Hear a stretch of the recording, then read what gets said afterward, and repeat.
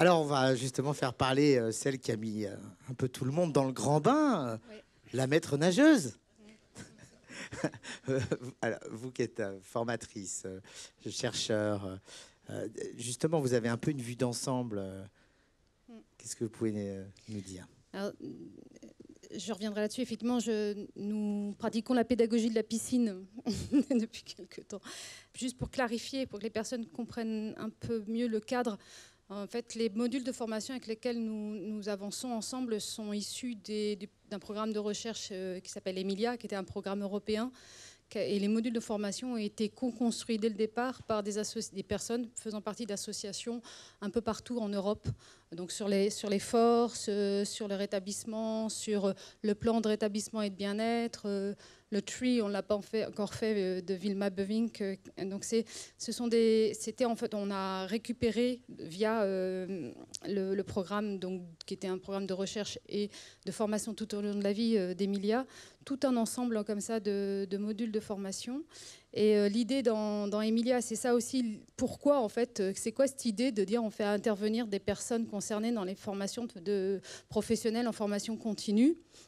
Alors, il y a deux choses là-dessus, c'est de dire qu'effectivement, toute seule, en tant que formatrice, j'ai aucune légitimité à parler de rétablissement en santé mentale. Je ne connais pas le système de soins, je ne connais pas les troubles psychiques en tant que tels, je ne connais pas les effets des médicaments, donc je n'ai pas cette légitimité-là. Et les participants, les stagiaires en formation, nous le renverrait systématiquement en disant ouais, ok, machin, et ça renforce les résistances si on intervient toute seule dans une posture d'expert comme ça un peu haute, tandis qu'effectivement dans la réciprocité des personnes qui ont le savoir expérientiel et l'apprentissage expérientiel, tout ça s'effondre et il n'y a plus ces résistances-là. Il y en a d'autres, on reviendra, mais il n'y a plus celle-là.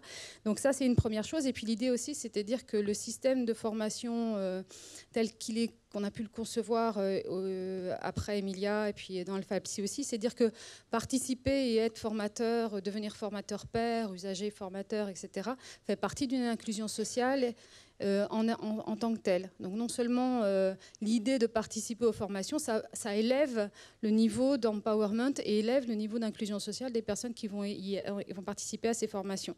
Donc il y a bien ça, c'était le cadre vraiment qui est très important. Et à la suite d'Emilia, on a eu plein de demandes en fait sur le rétablissement. C'était il y a quelques années.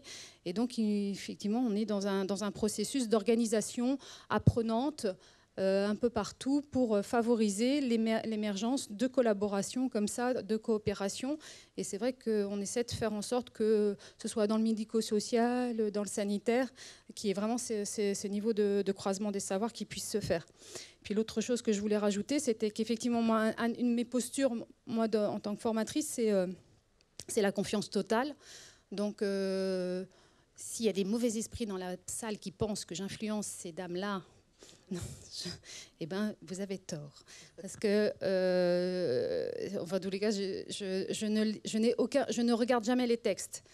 C'est-à-dire que ce soit Elisabeth ou Daphné, je leur ai demandé un des premiers outils pédagogiques dans les formations, si on parle de savoir expérientiel, c'est se raconter. On a vu ça ce matin, c'est comment je me raconte, etc. Donc l'idée, c'est, je vais voir Daphné, je vais voir Elisabeth, je dis, raconte, c'est quoi ton parcours de rétablissement? Est-ce que tu peux faire un texte, soit tu l'écris, enfin tu fais comme tu veux, et tu le transmets aux personnes. Et je ne regarde pas. Elle me l'envoie, mais en fait je ne le regarde pas. Et donc ça, c'est une première chose. C'est vraiment la confiance totale par rapport à ça et ne pas me mettre en situation d'avoir un pouvoir quelconque là-dessus. Et l'autre chose, effectivement, après, c'est la réciprocité dans l'échange qui est importante. Et puis cette espèce de boucle, ma vocation à moi, c'est de disparaître de ce système-là et de ne plus. C'est pour ça qu'on peut me revoir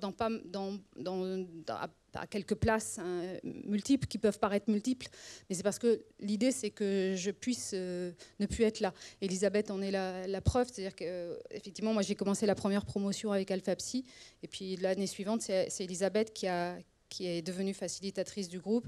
Et l'idée qu'on ait une organisation vertueuse dans ce sens-là et qu'il n'y ait pas de possibilité de prise de pouvoir trop importante sur les savoirs et les méthodes.